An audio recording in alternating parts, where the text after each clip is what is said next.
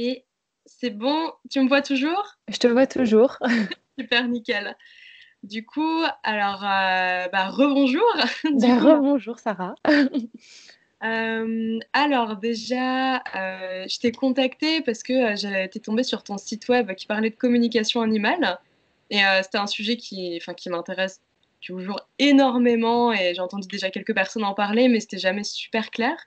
Et je suis tombée sur plein de personnes autour de moi qui me parlaient de communication animale et qui comprenaient pas ce que c'était, qui voulaient vraiment rencontrer des gens qui en faisaient, en savoir plus.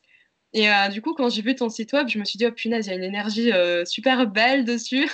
Et tu Merci. m'as répondu très rapidement, donc ça, c'est génial. Et du coup, j'ai préparé quelques questions, mais D'accord. quand on parlera, il y aura des trucs spontanés forcément qui vont arriver, donc Oui. on Super. suivra le flow. Du coup, déjà, est-ce que tu peux te présenter comme tu veux? Il n'y a pas de barrière. D'accord. Alors, je m'appelle Margot. J'ai 26 ans. Je suis la gardienne de 2 chiens et d'un cheval. Je fais de la communication animale. Bonjour Opi, mon petit chien. Je fais de la communication animale en activité depuis 3 ans. J'aime énormément les animaux, la relation aux autres. J'aime énormément les humains aussi. Et puis, euh, et je suis très, très sensible. Je suis quelqu'un dans l'hypersensibilité. Et je suis attirée par tout ce qui est énergétique, voilà, D'accord, spontanément. super, génial, super.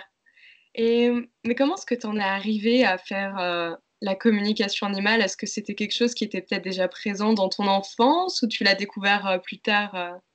En fait, je pense que je l'avais en moi, parce que je l'ai développé totalement, de façon totalement en autodidacte, en fait, de mon côté. Donc, j'ai pas suivi de formation. Je pense que je l'avais au fond de moi parce que j'ai toujours eu un rapport très privilégié avec les animaux et même quand j'étais petite, je me focalisais toujours sur eux. Dès que j'avais quoi que ce soit, je me plongeais en fait même dans mon univers et puis je me rassurais comme ça. Et puis en fait, un jour, je suis tombée sur un reportage. C'était une femme justement qui présentait la communication animale et j'avais été absolument bah, bluffée. Et en même temps, je me suis dit, mais oui, c'est ce que je fais. Enfin, comme s'il y avait une compréhension. J'avais mis la lumière sur mon état, sur ce que je ressentais et mon approche avec les animaux. Et du coup, je me suis dit, mais oui, c'est vrai. Donc, ça me permet de mettre des mots sur des ressentis. Et puis, petit à petit, j'ai Canal Médiumnique qui s'est développé quand j'ai perdu mon grand-père. Donc, ça m'a aidé un peu à une ouverture d'esprit sur pas mal de choses. Et puis voilà, c'est venu. Donc, je pense que c'est là depuis très longtemps. Et c'était un petit peu en sommeil où voilà, il fallait le réveiller tranquillement.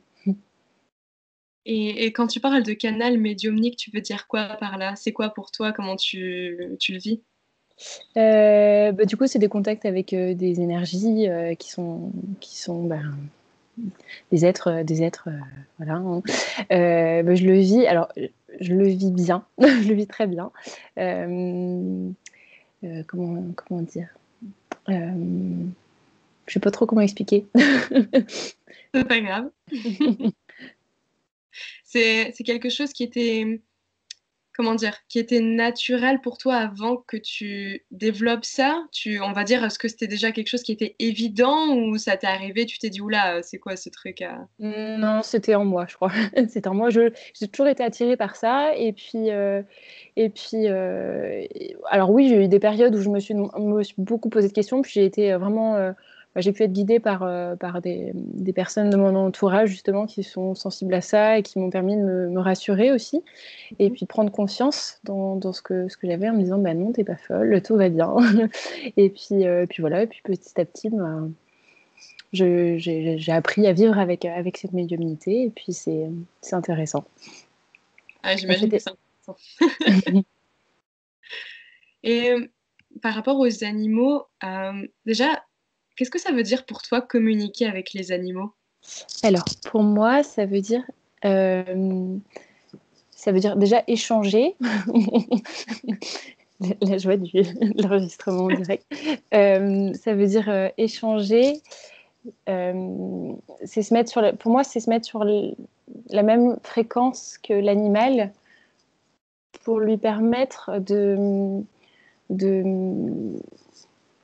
de se relier, en fait, qu'on puisse échanger naturellement, en fait, euh, avec le cœur et sans forcément avoir 36 000 mots au niveau de notre mental qui est là. Donc, c'est vraiment une connexion pour moi du cœur à cœur et voilà. qui se... Et est-ce que tu communiques parfois de la même façon avec les animaux qu'avec les humains, ou il y a vraiment une énorme différence? Comment ça, quand on est en communication intuitive? Ouais, ouais, ouais. Déjà, chez les animaux, il n'y a pas du tout de filtre. Donc, c'est direct. S'ils veulent nous transmettre quelque chose, ça va être une émotion, un ressenti. Ça va être aussitôt. Il n'y aura pas forcément besoin de passer par quatre chemins. Donc, ça, c'est ce que j'aime chez les animaux, c'est leur spontanéité. Et puis après, quand on est en direct, par exemple, sur des séances en direct, on a aussi le comportement de l'animal qui est présent. Et puis, il s'exprime en même temps verbalement, forcément, et de par son comportement. Maintenant, par rapport aux humains, euh, tout dépend de la personne qu'on a en face de nous, en fait. Et je trouve qu'il faut rester quand on reste dans l'empathie, dans l'écoute, on peut communiquer de la même façon. Après, tout dépend de la réceptivité de chacun. Et voilà. Et est-ce qu'il y a des animaux, tu trouves, où c'est beaucoup plus facile de communiquer avec eux que d'autres? Oui, les chiens. Les chiens et les chevaux, principalement. Ouais. Enfin, en tout cas, de mon côté, ouais, c'est vraiment les chevaux avec qui ouais, j'ai grosse facilité d'échange. Est-ce que C'est tu as, des items. tu as Pardon. une idée pourquoi? Pardon, vas-y. Non, je t'en prie. Je pense que c'est parce que c'est leur émotion. Ils sont dans un état tellement de pureté et de vrai, de juste tous les animaux en général. Mais je sais pas, eux, ils ont une hypersensibilité qui est tellement forte. C'est fluide. Ouais. Il y a quelque chose, en tout cas pour ma part, de par mon expérience, que j'ai de plus fort avec les chevaux qu'avec tous les autres animaux. Et bien sûr les chiens aussi, avec qui je me développe de plus en plus de complicité aussi et de compréhension. Mais voilà. Et est-ce que tu as déjà senti en communiquant avec différentes espèces que chaque espèce avait sa fréquence, ou est-ce que tous les animaux sont sur une même fréquence? Ah oui, chaque espèce a une fréquence, effectivement. Euh, Notamment, j'ai déjà communiqué avec des insectes. Enfin voilà, on sent que au niveau de la communication, c'est tellement hiérarchisé différemment. Effectivement, chaque animal a son corps vibratoire, son champ vibratoire en fonction de son groupe, son âme groupe aussi. Il y a des choses qui changent.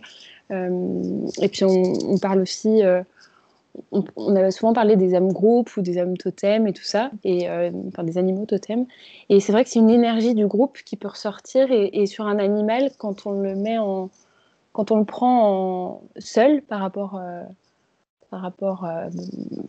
exemple sur le chien, on va pas prendre forcément la meute du chien quand on va communiquer, on va communiquer avec l'animal chien, mais on va ressentir effectivement la vibration. Enfin moi je le ressens de l'animal selon son mode de vie aussi, ça change beaucoup parce que si, par exemple, pour un cheval, si c'est un cheval qui vit toujours au box ou autre, il aura aussi déconnecté probablement beaucoup de son âme groupe, de ses origines, et donc forcément, il sera peut-être moins ancré dans son énergie cheval. Et voilà. Donc tout dépend du mode de vie aussi de l'animal et de ce qu'il a choisi en arrivant.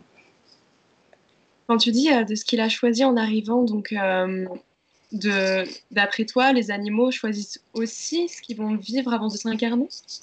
Oui, oui. Je pense que oui. Alors elle est là pour m'accompagner aussi beaucoup. Oui, je suis persuadée que les animaux choisissent leur famille. Et puis, c'est comme nous, hein, souvent les humains, on est très synchronisés les uns avec les autres et on se rassemble par, euh, par vibration aussi. Et oui, les animaux choisissent les humains et on se choisit. Enfin, je suis persuadée qu'on se choisit mutuellement. Mm. C'est intéressant ce que tu dis parce que, alors pas plus tard qu'hier, justement, donc ça tombe bien, j'ai eu une conversation donc, avec mon cousin qui, on va dire, assez connecté à pas mal de choses dont je ne connais pas tout, mais il me disait que pour lui, la réincarnation, voilà, c'est quelque chose qui est logique, pour lui, c'est normal. Moi, je sais pas, parce que c'est très possible, je reste totalement ouverte à ça. Et il me disait que on passait toujours par plusieurs états différents, minéral, végétal, blablabla, animal, humain. Est-ce que c'est quelque chose à travers ta pratique que tu as pu ressentir ou tu sais pas trop par rapport à tout ce qui est réincarnation Et ben, enfin, il me reste beaucoup de choses à découvrir sur cet univers-là. De ce que j'ai vu en expérience, j'ai eu l'opportunité de discuter avec des animaux qui étaient justement très entiers dans leur énergie. Ils me montraient des vies antérieures, des choses enfin voilà. Bon, après, c'est chacun selon son ouverture d'esprit aussi, on a accès ou pas aux informations, je pense. Et puis après, c'est les croyances aussi de chacun qui font que voilà, ça, l'incarnation ou pas, oui. Mais les animaux, oui, je suis persuadée que, en tout cas, ils choisissent. Et puis, et je pense qu'il y a plein de choses à découvrir encore, mais c'est l'expérience qui fera que voilà, c'est sûr. toute la vie. Et ça, c'est une question, je pense, qui peut être vraiment intéressante. Bon, quand tu fais de la communication animale, bon, j'en fais pas, mais j'imagine il y a beaucoup plus d'amour et de compréhension par rapport aux animaux en général aussi. Euh, Qu'est-ce que tu penses, par exemple, de toutes ces personnes qui disent manger des animaux, c'est mal, tout ça. Quelle est ta vision des choses? Est-ce que ça a changé depuis que tu communiques avec les animaux? Est-ce que ton alimentation a changé ou pas? Et pour quelles raisons? Oui, alors d'un point de vue personnel aussi, hein, toujours par rapport à mon expérience, et bien sûr, c'est pas forcément vérité, hein, là, moi, je témoigne juste mon expérience personnelle. Moi, je trouve que oui, au niveau de l'alimentation, je me suis posé énormément de questions par rapport à ça, forcément. Parce que, oui, est-ce qu'on mange un animal ou est-ce qu'on ne le mange pas? Mais en même temps, moi, j'apprends au fur et à mesure du temps et à me connaître, à m'écouter et surtout écouter les besoins de mon corps. Donc, parfois, je vais avoir besoin de manger de la viande, donc je vais en manger. Donc, je vais peut-être diminuer par moment. Je vais pas forcément manger tout le temps, hein, mais le poisson, c'est pareil, etc. Enfin, j'écoute vraiment mon corps, les besoins de mon corps. Et puis, si un jour j'en ai pas besoin, je vais pas du tout en manger et voilà. Mais je pense que c'est vraiment personnel. Il faut vraiment s'écouter et écouter vraiment ce dont on a besoin. C'est est valable même pour n'importe quel aliment qu'on va manger. Hein, mais... Donc c'est vrai que sur la question des animaux, moi je ne prends pas parti par rapport à ça. Chacun est libre, bien sûr, de choisir de choisir. Oui, tant Mm. mieux, heureusement. Oui, oui, c'est clair. Et quand tu communiques avec des animaux, comment est-ce que tu sais quand c'est vraiment ce que l'animal te dit que tu reçois, ou alors les images qu'il t'envoie, ou quand ça peut être ton mental, ou des interférences, il y a tellement de choses, en fait, j'imagine, qui doivent arriver. Ouais, alors effectivement, c'est là où c'est toujours un petit peu. Alors, on a toujours le côté, on a besoin de se sécuriser au début, hein, genre est-ce que c'est vrai, est-ce que c'est pas justement mon mental? Et au fur et à mesure de la pratique, moi je me suis rendu compte, allez, fais-toi confiance, toute l'information qui vient, de toute façon, tu la notes et tu l'aperçois parce que ça parlera forcément ou pas au gardien de l'animal. Euh, et pour apprendre à faire le tri, moi je me mets vraiment je me mets vraiment dans une bulle. Je me mets dans une bulle qui m'est propre, hein, dans laquelle je me sens bien. Et puis, je demande la communication avec l'animal. Et puis, en général, j'ai pas d'interférence. Alors, quand j'ai des interférences, c'est que j'ai des soins énergétiques à faire. Donc là, je vais réharmoniser l'ensemble du corps énergétique. Souvent, il y a quand même du petit nettoyage à faire au début. Mais c'est tellement... Enfin, moi, je passe la connexion de cœur à cœur directement. Donc après, souvent, c'est très fluide. Et voilà, je prends note de toutes les informations qui me viennent. Des fois, je fais des petits enregistrements audio aussi quand je n'ai pas forcément de quoi noter. Et je me dis, bah oui, cette information-là, je l'ai reçue. Est-ce que c'est mon mental? Je ne sais pas, mais je la note. Parce que finalement, c'est peut-être pas mon mental, c'est peut-être vraiment l'animal qui me transmet cette information-là. Et puis au fur et à mesure, de par la pratique, les gardiens, ça leur parle. Et puis on a des retours. Ah oui, effectivement, ça me parle. Oui, oui, oui. Alors des fois, c'est pas toujours très très juste, hein. Il y a toujours des petits variants parce que c'est selon notre perception. Et voilà, c'est comme ça que ça se passe. Enfin, pour moi en tout cas. Est-ce que tu as déjà eu, euh, lors de tes communications animales, vraiment des expériences où tu t'es dit, punaise, mais c'est un truc de fou, où vraiment tu as pu vérifier le truc avec peut-être, je sais pas, le propriétaire ou alors avec toi-même, en fait, des choses où tu t'es dit, ah, c'est incroyable, quoi. Oui, tout le temps. En fait, ça m'arrive souvent. Ouais, ouais. Par exemple, récemment, je suis intervenue pour un petit chien. Bon, c'était juste la découverte de la communication animale avec entre une personne que je connais et puis son chien. Donc, voilà, ils connaissaient pas du tout. Et puis, donc, je suis arrivée chez eux pour la séance. Et puis effectivement, l'animal m'a fait ressentir une douleur dans l'oreille gauche. Donc, j'ai transmis l'information. Je suis pas, oui, là, je ressens une douleur dans l'oreille gauche. Voilà, je te donne l'info. L'animal mangeait très, très vite. Je me dis, est-ce qu'il mange très, très vite? J'ai l'impression que, voilà, il y avait des choses qui... Enfin, pas mal de choses effectivement qui ont été vérifiées, c'est juste. Et puis je l'ai revu, je l'ai recroisé l'autre jour. Elle m'a dit au fait, Margot, je t'ai pas dit, je t'ai pas recontacté, mais je suis allée chez le vétérinaire. Effectivement, on a retiré, c'était une sorte de petite tumeur au niveau de l'oreille justement à gauche. Voilà, et le chien maintenant mange doucement et tout ça. Donc il y a eu des modifications comportementales qui sont Waouh. chouettes. Et à chaque fois, je me dis ah yes, trop bien, ça fonctionne. Il y a des choses qui bougent derrière parce que la personne elle entend, parce que l'animal a été entendu. Et ça, c'est très régulier, ouais. C'est très souvent que ça arrive. Donc, c'est super chouette. Et toi, quand tu communiques avec les animaux, donc toi, tu es consciente que voilà, là, tu as le souhait de communiquer avec. Est-ce que les animaux sont forcément toujours conscients que tu as une communication avec eux? Oui, parce que s'il n'y a pas de... Enfin, en tout cas, j'ai l'impression, hein, je peux peut-être me tromper, mais quand il n'y a pas de... Si j'arrive pas à avoir de communication, je peux pas. Hein. De toute façon, il faut avoir le consentement de l'animal. Donc, je suis obligée de lui demander son accord. Et je reçois un signal comme quoi c'est oui. Et puis, des fois, si c'est non, ça marchera pas. Enfin, ça marchera pas parce que je vais avoir différents signaux qui vont arriver. Soit ça va être complètement brouillé et je n'aurai rien. Soit, donc, ça veut dire que l'animal n'est pas prêt. Soit il n'a pas du tout envie de connecter avec moi, ce qui est possible. Enfin, il y a 10 000 possibilités. Mais oui, on a le signal. Et puis, ouais. D'accord, d'accord. Oui, donc il y a quand même d'abord l'animal qui doit accepter. Donc Oui, il y a quand même cette conscience de, OK, là, quelqu'un veut me parler ou oui, c'est communiquer. ça. D'accord. Totalement. Et il faut toujours demander l'autorisation et demander le consentement de l'animal parce que enfin, pour moi, c'est la base, c'est le Ouais, respect de l'autre. Mm.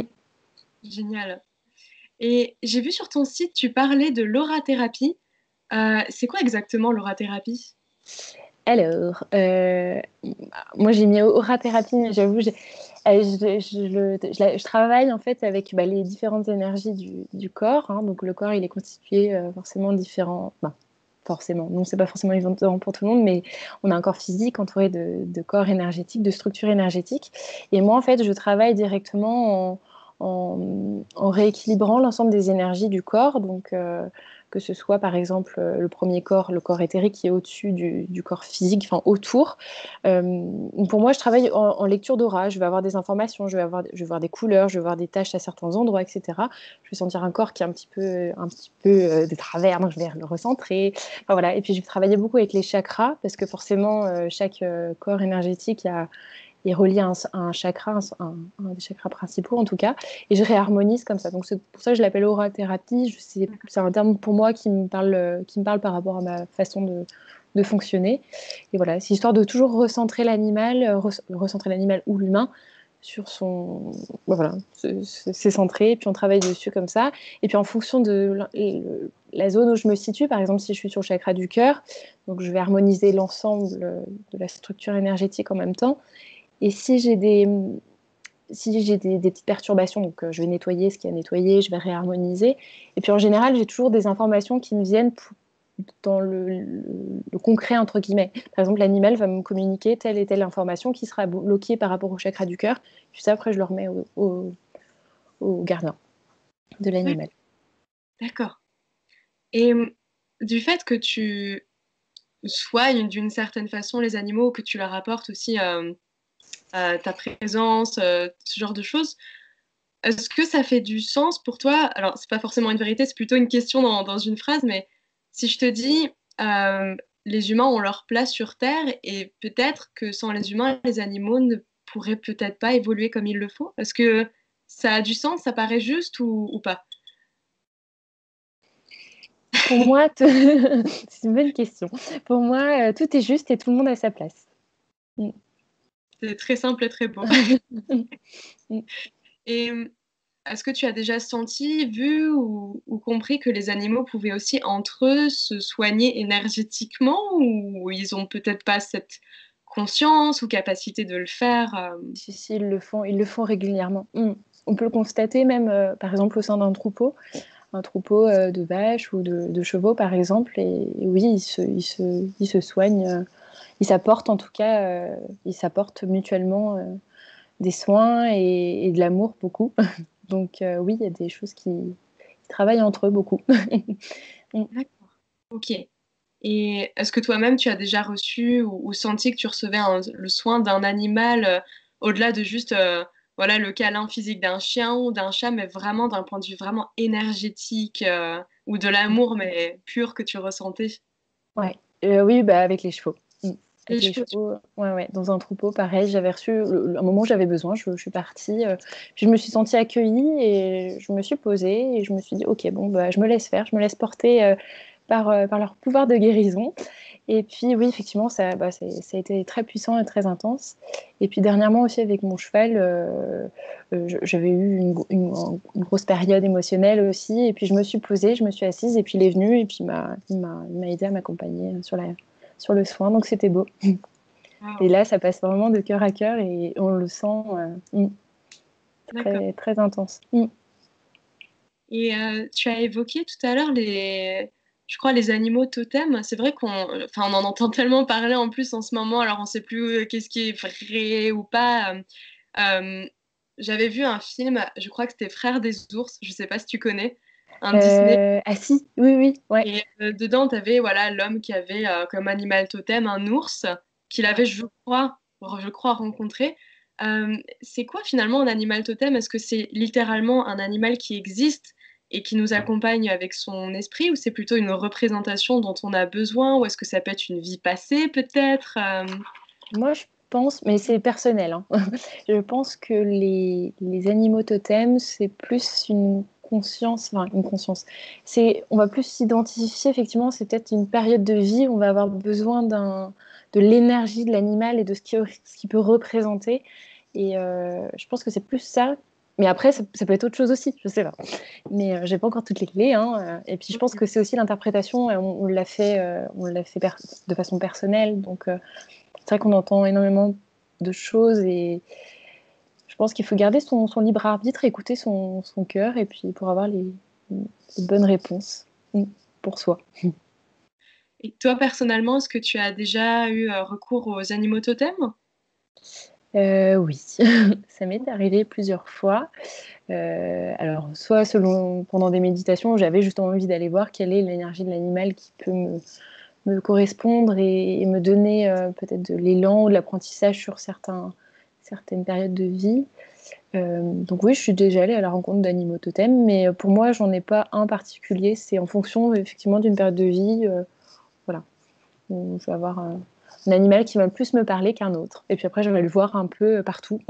Tiens donc, mais là, machin. J'ai l'impression qu'ils sont partout, mais voilà, les petits clins d'œil. D'accord, ok. Et tu fais du coup, enfin j'avais vu, hein, parce que j'avais un peu regardé sur ton site web comme ça, tu avais noté, je crois, naturopathie animalière. Oui. Euh, Ça se présente comment? Tu fais ça de quelle manière? Qu'est-ce que c'est? Alors là, je suis en pleine formation. Donc, je suis en train de Ouais. me former sur une formation donc certifiée par ma praticienne, enfin ma formatrice. Donc là, je suis vraiment en plein dedans, en plein dans la formation, c'est génial. Et là, ça va m'apporter vraiment ce côté beaucoup plus aussi concret, entre guillemets.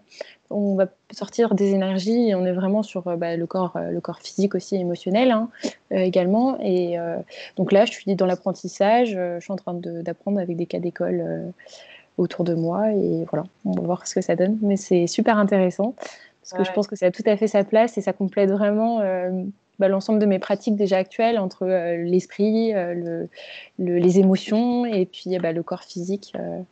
Voilà, par les plantes, la nature, tout ça, ça me paraît logique. Quand tu as commencé à vraiment te lancer là-dedans comme une vraie activité, euh, qu'est-ce qui s'est passé à ce moment-là? Est-ce que c'était naturel pour toi et tu l'as fait en disant je le fais, on verra bien ce qui arrive? Ou est-ce que tu as eu des peurs en te disant mais comment je vais faire pour vivre de ça? Est-ce que des gens vont accepter cette pratique? Peut-être qu'est-ce que ma famille ou je sais pas qui va en penser? Ça s'est passé comment cette période-là? Euh, Eh ben, il y a eu un petit peu de tout, effectivement. Au fond de moi, je savais qu'il fallait que j'ouvre cette pratique et que j'y aille. Donc, c'est ce que j'ai fait. Je me suis dit, allez, hop, je lance ma boîte, je me sens prête, j'y vais. J'ai envie de développer cette activité. On verra où ça me mènera. Puis, forcément, il y a eu les croyances et les peurs un petit peu des uns des autres. Mais globalement, j'ai été vraiment bien soutenue et bien entourée. Et aujourd'hui encore, j'ai parfois des petites peurs qui peuvent arriver. Oh, est-ce que ça va suffire? Mais en fait, vu que je pars du principe que tout est juste, tout arrive à point quand il faut. Et voilà, cette activité se développe plutôt bien et je suis contente. Génial, super. Et tu, je pense, enfin, je pense avoir peut-être déjà ma réponse à ça, mais ta réponse, ce serait quoi? Qu'est-ce que tu penses que ça peut apporter au monde si ça devient une pratique qui est vraiment très connue, on va dire autant connue que, par exemple, aujourd'hui, l'ostéopathie? Si on trouve Ouais. plein de gens qui font de la communication animale, comment ça pourrait changer notre rapport aux autres animaux, en fait? Euh, Peut-être qu'il y aurait plus de respect envers l'animal déjà, peut-être plus de respect. Peut-être qu'il y aurait eu ouais, le fait d'ouvrir l'esprit par rapport à ça. Peut-être qu'il y aurait des pratiques justement qui seraient totalement qui s'arrêteraient naturellement en fait, parce que par des prises de conscience de ce qu'est l'être animal dans sa globalité et le fait de voir qu'ils ont vraiment des émotions, de voir qu'ils ont des enfin, c'est des êtres vraiment entiers. Je regarde ma chienne en même temps qu'il me regarde. Alors oui. Oui, je pense que ça pourrait faire évoluer beaucoup de choses. Je trouve que c'est tellement complémentaire à beaucoup de pratiques, que ce soit de l'ostéopathie ou même, par exemple, les médecins vétérinaires. Je pense qu'il y a d'ailleurs de plus en plus de médecins vétérinaires qui s'ouvrent à des pratiques autres et je trouve ça formidable. Et je pense que oui, c'est vraiment une complémentarité sur beaucoup de choses et il faut rester dans la complémentarité et se serrer les coudes par Ouais. rapport à ça. J'ai Ouais, je pense que ça pourrait être intéressant dans différents milieux pour différentes personnes, parce qu'en fait, en s'ouvrant à la communication animale, on s'ouvre aussi à soi, donc il y a Mmh. aussi une grosse part de développement personnel derrière, voilà. Ça, c'est sûr, c'est sûr. Oui, forcément, ça doit changer une personne, faire de la communication animale, de mettre un pied dedans et puis de te dire: «Waouh, en fait, je peux peut-être mieux comprendre pourquoi tel animal fonctionne comme ça ou pourquoi moi je me comportais comme ça face à un animal». Puisque j'imagine que si entre humains, on est tous des miroirs les uns pour les autres, les animaux aussi sont des miroirs pour nous.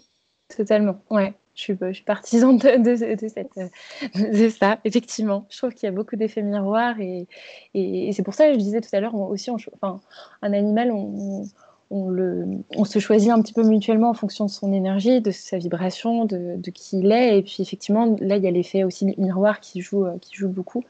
Et puis, il y a des animaux qui sont là pour une période de vie dans laquelle on a besoin. Puis après, ce sera un autre animal ou pas. Et puis, enfin, voilà, ouais, c'est chouette, c'est beau. Là, il y a une question qui me vient. Alors ça c'est, pour des millions de personnes à travers le monde, mais aussi à titre personnel. Il y a pas longtemps, mon chien, on savait pas trop, voilà, s'il allait mourir ou pas. Finalement, on a pu l'opérer et ça va mieux.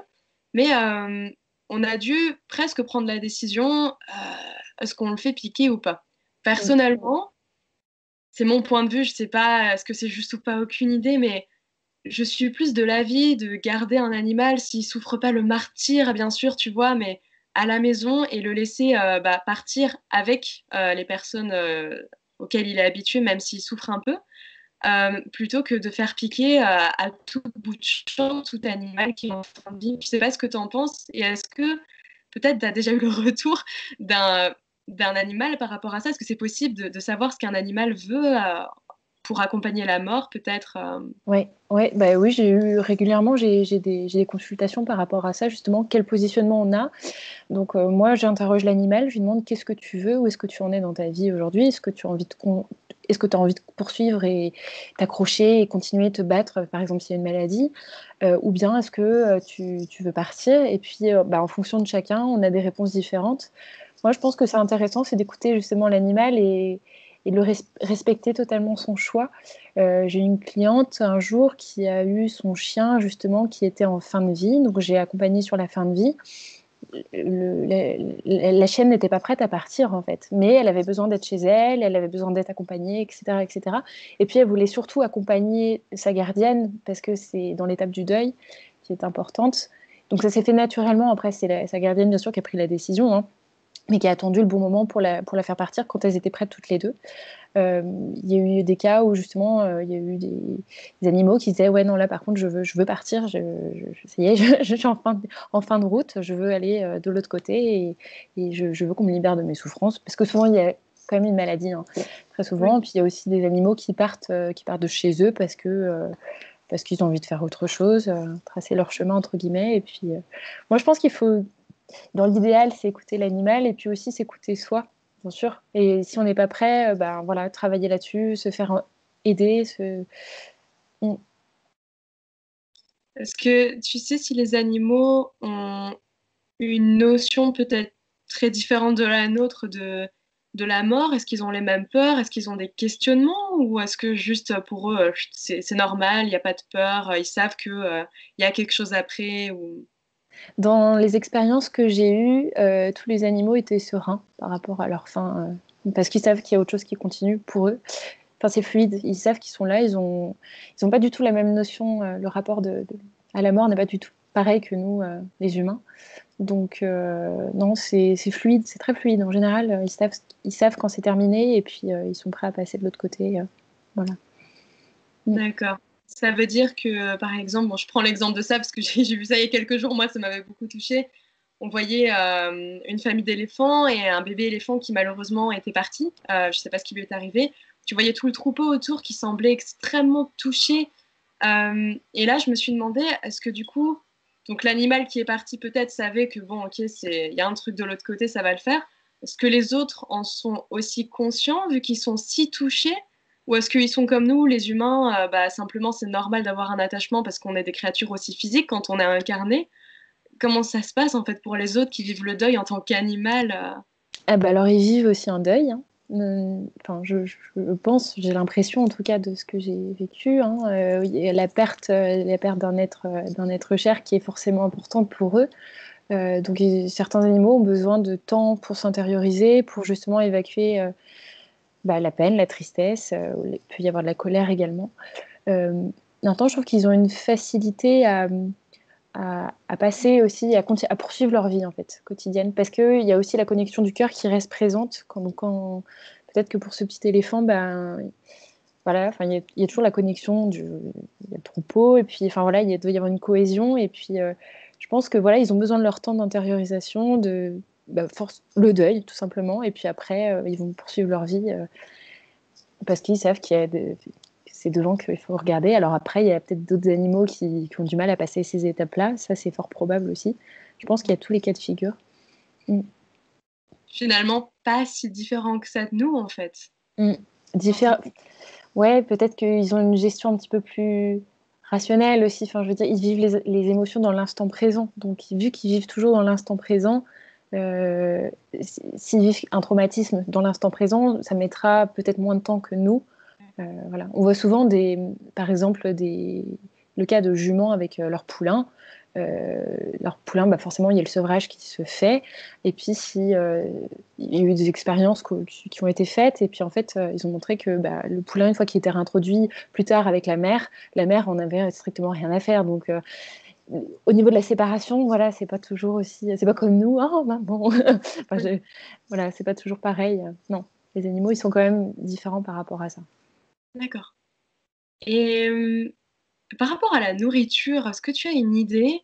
Enfin, je pars du principe que, alors je vais le dire très honnêtement, je pars du principe que la plupart, en tout cas des croquettes, c'est vraiment de la merde. Que parfois, mieux vaut donner ce qu'on mange. Après, ça dépend, hein, bien sûr, ce que c'est à son animal plutôt que d'acheter des croquettes où tu te dis, mais dans la nature, ça n'existe pas, ces choses-là. Est-ce que tu peux aussi un peu capter peut-être qu'est-ce qui est bon pas pour un animal? Est-ce que lui-même peut te dire, tiens, ça, je sens que c'est bon pour moi ou... Oui, oui, oui. Souvent, les animaux, quand ils ont des carences ou des besoins, des fois, effectivement, ils peuvent le communiquer. Ils peuvent dire, bah, là, j'aimerais bien plus d'huile ou plus de gras. Des fois, c'est très simple, hein. J'ai des mots très simples qui arrivent. Ou au contraire, c'est trop riche, j'aimerais bien quelque chose de moins riche. Et puis, on peut réadapter. Maintenant, je trouve que les croquettes, bon, on peut en penser ce qu'on veut, mais il y a quand même... les croquettes sont quand même équilibrées dans le sens où il y a eu des ingénieurs derrière qui ont quand même travaillé sur les besoins de l'animal et forcément il y a une adaptation. Alors après, libre à chacun de prendre la bonne qualité justement. Mais je pense que normalement dans une croquette, on part du principe qu'on devrait avoir à peu près tous les nutriments et tous les bons aliments pour nourrir l'animal correctement. Donc après, c'est en fonction de chacun, de son éthique aussi, de prendre ce qu'il y a de mieux, entre guillemets, au plus juste pour son animal. Alors après, effectivement, dans la nature, ils mangent différemment, mais il y a eu quand même une grosse évolution sur la génétique sur les animaux aussi. Donc, je pense qu'il faut mesurer. Il faut mesurer et alors, bien sûr, essayer de prendre des choses de bonne qualité pour la santé. Mais normalement, les croquettes sont censées être, je dis bien censées, quand on part sur des croquettes de qualité, répondre à un maximum d'apports nutritifs. Donc, voilà. C'est intéressant parce que je pense que ce qui est très juste dans l'échange qu'on a là depuis tout à l'heure, c'est vraiment cette notion de pas forcément de bien ou de mal, mais ça dépend en fait de la situation. C'est juste une adaptation constante en fait à ce que tu vas capter, les messages, toi en fait aussi. Et Oui. à partir de là, on décide de ce qu'on fait quoi. Mais il n'y a pas de règles, il n'y a pas de boîte. Non, je pense qu'il n'y a pas de boîte, justement, on adapte. On s'adapte toujours à l'animal, à l'individu qui est là. Donc, on prend et puis hop, on réajuste. Et effectivement, c'est une balance à chaque fois. Et enfin, moi, je suis en quête d'équilibre, en tout cas, même dans ma vie, même avec mes animaux. Donc, oui, et forcément, par exemple, pour mon cheval, oui, il y a le pied nu. Alors, faire contre pied nu, oui, non. Mort ou pas mort. Enfin, c'est toujours question d'équilibre. Et je pense qu'il faut juste trouver ce qu'il y a de plus juste pour son animal, que ce soit pour l'alimentation, que ce soit pour l'éducation, que ce soit justement, enfin, pour tout, en fait, le quotidien en général. Pareil, un animal, bah, ça s'éduque aussi. Alors, pareil, oui, mais les animaux, quand on communique avec eux, est-ce qu'on peut l'éduquer pareil enfin, de façon, quelle éducation avoir? Bah, c'est pareil. Je pense que c'est une question d'équilibre. Il faut rester, faut se dire qu'aussi c'est un animal et ils ont besoin de ça. Ils ont besoin aussi d'un cadre avec un référent et voilà. Donc, Oui, ouais. ok. Et dans ta vie de tous les jours, est-ce que tu t'es déjà dit, bah tiens, je communique comme ça avec les animaux, je peux faire pareil peut-être avec les humains? Est-ce que c'est quelque chose que tu as déjà essayé?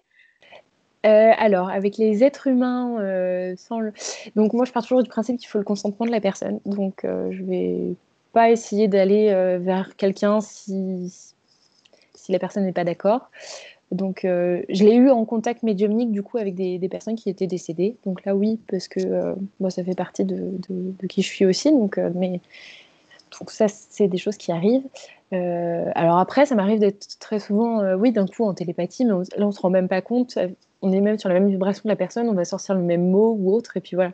Ou effectivement, on pense très fort à la personne, et puis du coup, la personne va nous appeler à ce moment-là. Enfin, ça, je pense que c'est la communication aussi qui passe de manière naturelle. Mais j'ai pas essayé forcément de. Enfin, si, j'ai essayé dans des séances de soins, par contre. D'accord. Quand je recevais des personnes au cabinet, là, oui, on part dans une communication intuitive avec un protocole de soins et puis on réharmonise l'ensemble du corps, des énergies et puis voilà. Mais j'ai le consentement de la personne. Oui, oui, oui. Ok, super. Et est-ce que tu as quelque chose que tu aimerais exprimer qui te paraît fondamentalement important? Ça peut être un truc dont on a parlé ou pas du tout, mais quelque chose là qui te vient et tu te dis ça, je veux le partager aux gens, quoi. Oui. Alors, comment formuler ça? Euh, En fait, personne n'est parfait. Enfin, pensez à toujours, comment dire? On a le droit à l'erreur, on a le droit de se poser plein de questions, on a le droit d'avoir des peurs, des craintes, etc. Ce qui compte, c'est que ce soit le plus juste pour soi. Et forcément, ça aidera, enfin, je pense que ça aide aussi dans la communication qu'on a avec les humains, mais aussi avec les animaux. Et, euh, et, et je trouve que quand on veut communiquer avec les animaux, parce qu'on a souvent peur, on a des peurs, est-ce que c'est mental ou autre? Et moi, je pense qu'il faut juste se faire confiance et se dire que j'ai le droit, on a le droit d'avoir peur, on a le droit d'avoir des moments de doute.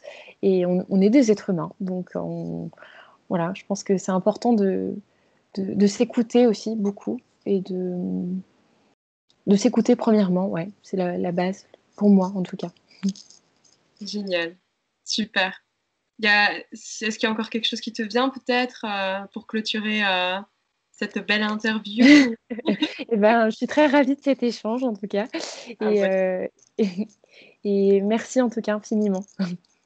Ah, bah, merci à toi, franchement, je pense qu'il y a tellement de beaux messages là qui sont communiqués à travers tout ce qu'on s'est dit et ce que j'ai surtout apprécié. Après, on prend toujours les personnes comme elles sont, c'est vraiment, il n'y a pas de jugement, on sent pas de jugement qui vient de toi, c'est vraiment, c'est juste ou c'est pas juste et c'est très fluide aussi. Donc vraiment, merci beaucoup parce que je m'attends à rien quand je fais une interview, mais là, je me dis, waouh, c'est fluide, c'est beau, c'est léger. Enfin, merci. J'essaie d'être comme ça au quotidien. Enfin, c'est ma façon de voir voir la vie, trouver le juste équilibre et puis que ce soit fluide et sain et bienveillant, effectivement. Donc, merci infiniment. Pour les personnes qui aimeraient te contacter justement pour ce que tu fais, comment elles peuvent le faire? Alors, elles peuvent me contacter par mon site internet. Donc, c'est www.margotguerandel.com. Ouais. Ouais. J'ai une page Facebook également, communication et bien-être animal avec mon nom. Et sinon, par téléphone, tout simplement. Est-ce qu'il y a certaines conditions à remplir avant de te contacter ou ça peut être vraiment n'importe qui pour n'importe N'importe quoi? qui, n'importe qui pour n'importe quoi, qui veut, enfin voilà, qui voudra, j'accueille. Super. Ok, bah écoute, merci beaucoup. Merci beaucoup, c'est une belle façon de clôturer. Oui. Et puis du coup, et pour ceux qui regardent, je mettrai tout en description pour te contacter. Ils auront tout. Voilà. Oh, c'est adorable. Génial. Merci beaucoup. Merci Merci à beaucoup, toi. Margot. On se retrouve tout de suite. Oui. Merci. Merci.